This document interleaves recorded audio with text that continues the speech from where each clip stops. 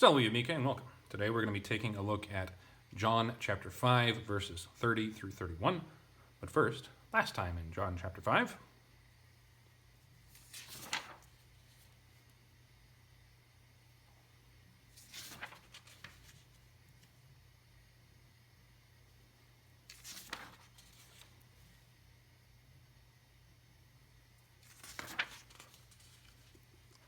As much as I love these pens, I don't like how they smear sometimes. Here is our rubric. Let's go ahead and get started. Non possum ego a me ipso fecere quicquam sicut audio judico, et judicium meum justum est, quia non quaero voluntatem meam, sed voluntatem eos qui misit me. Si ego testimonium perhibeo, de me testimonium meum non est verum.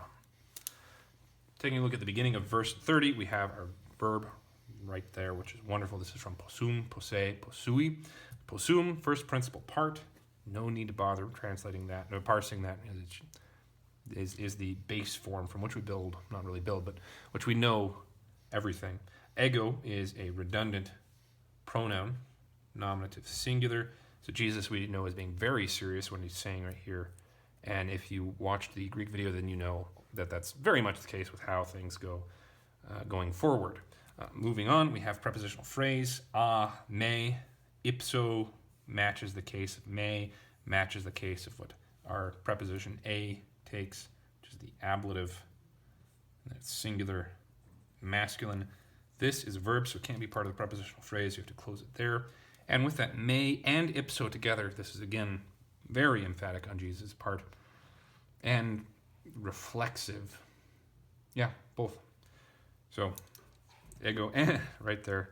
I don't really know how to translate this so to show the emphasis. So I think I'm just going to put a exclamation mark all the way at the end of the sentence. This is a present active infinitive. We can tell from the ERE. So what possum wants to take in its object anyway.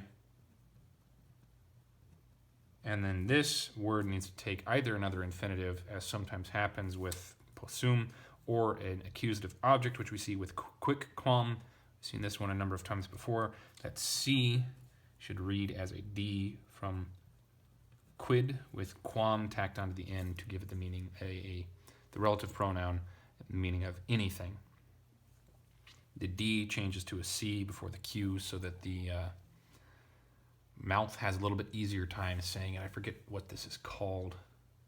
Like quidquam is pronounceable, but quidquam flows a little bit better. Probably was the D originally when Latin began way back after Babel and all that. So this is accusative, quid, neuter, singular, as the object of facere. And then sicut introduces a new clause. Audio, so sicut adverb, I should say. Audio, first principal part again, likewise with judico, but rather than the irregular possum, which takes its form after sum esse fui. These two are normal. I'm not going to bother parsing them, but we have a fourth conjugation, and judico, I think this is a third. Moving on, et judicium, there with the I could be genitive plural, but this is judico, no, that's the verb, judicium, judicii. It is a second declension, stem ends in I, so sometimes it does some funky things, mostly just I's smushing into each other.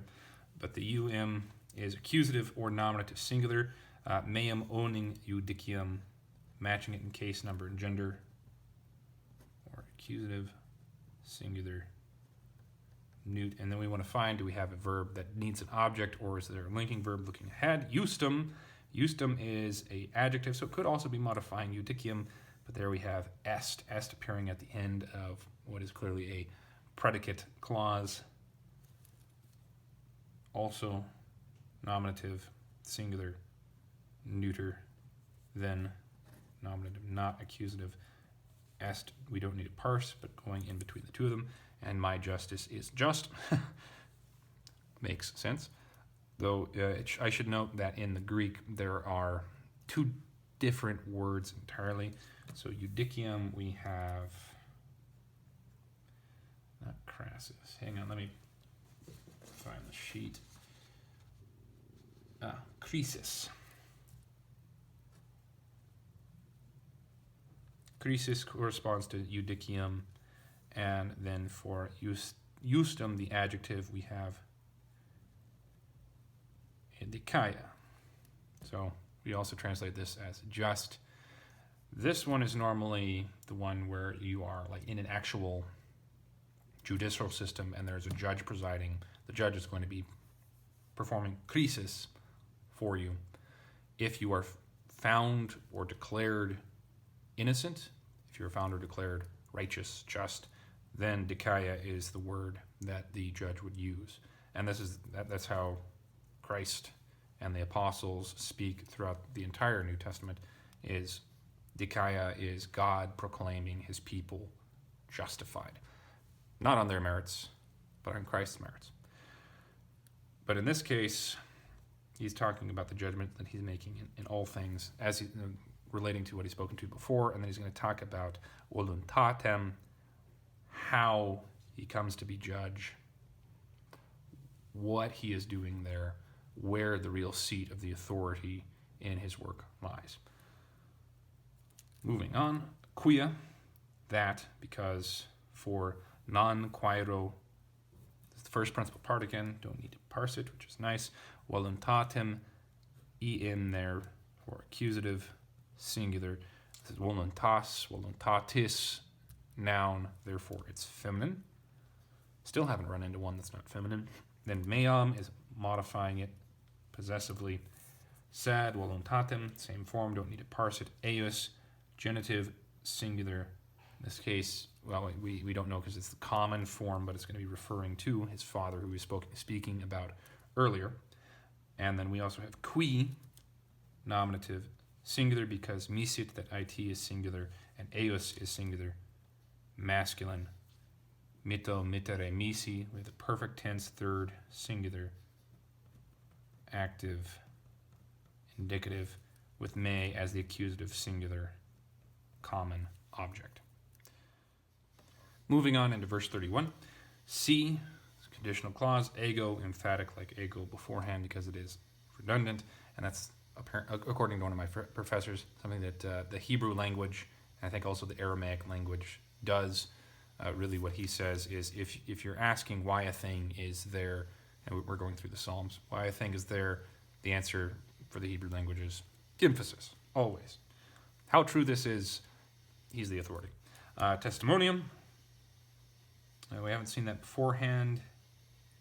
In this page, there, accusative singular again, testimonium, testimonii, another I ending second declension, neuter. Perhibeo is the verb, so this one has to be accusative, it cannot be nominative. Perhibeo is the first person singular ending first principal part, don't need to parse the barse. I don't know if barsing is a thing, we don't need to parse this. Prepositional phrase, de me, testimonium's wrong form, so it closes here. De taking the ablative, singular, and common, male and female use it. Though me also is the same form in the accusative, so you do have to watch out for that. Concerning, this one was origin, so the judgment, he doesn't do anything from himself, having the origin in himself, but he's saying that the origin of what he does, the origin of his judgment is all in the will of his Father, again, who he was speaking about earlier. Testimonium, no need to parse that. Meum, owning, testimonium. Non, est, don't need to parse est. And then verum, matching testimonium for nominative, probably no nominative there, singular, neuter. All right, am I missing anything? Oh, yes. Back to the C. We could expect a subjunctive after an if, especially since this is well, not especially. When you have if, it's conditional automatically. Ugh, stupid me. We have indicative, though, and indicative. I should make sure to note. Which then means we're speaking about a conditional which is based in reality. So you use subjunctive, you use different tenses than the present, which both of these are present, and it changes the reality of the conditional clause. And in this case, I think we have what is called a future more vivid clause, and it's the same in the Greek. the perhibeo version, a word in the Greek, marturo, and then estin in the Greek are both indicative there as well. And this is just telling us that Jesus is being very, very emphatic and very, very clear. What he is saying is the truth. It is very much the case that if he gave witness concerning himself, his witness would not be true. Just as he says with this, verse 30, he doesn't do anything himself. It is very much not himself he does it, but what he hears from the Father he judges, and his judgment is just, because he does not do his own will, but he's doing the will of his Father. He has been sent to be the obedient David. He is the fulfillment of the Davidic promise, and this is 2 Samuel 6, 2 Samuel 7. I don't remember which one for sure, but when God tells David that he will always have a son on his throne, Jesus is saying here, as he says elsewhere, in effect, that he is that David. No one else of David's line, Solomon, Rehoboam, Zerubbabel, Joseph, Jesus' adoptive father even, none of them did not do things from themselves. That's kind of awkward in English. None of them judged as they heard.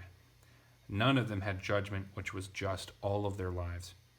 None of them sought only the will of God the Father. All of them failed in some way, but here Jesus is. Si ego testimonium perhibio de me testimonium meum non est verum. He is acting under authority, and he is being perfectly obedient. And that makes him the only one fit to be the Mashiach, the true David. Well, there's that. Should write this down. Be right back. Let's take a look at it in its own context. I myself am not able from me myself to do anything. Just as I hear, I judge, and my judgment is just because I do not seek my will, but his will who sent me. If I myself bear witness about myself, my witness is not true. Forgot to do the exclamation mark. Thank you very much for joining me. I hope taking a look at this has been helpful for you, and I hope that you have a very good day. Farewell. Wally.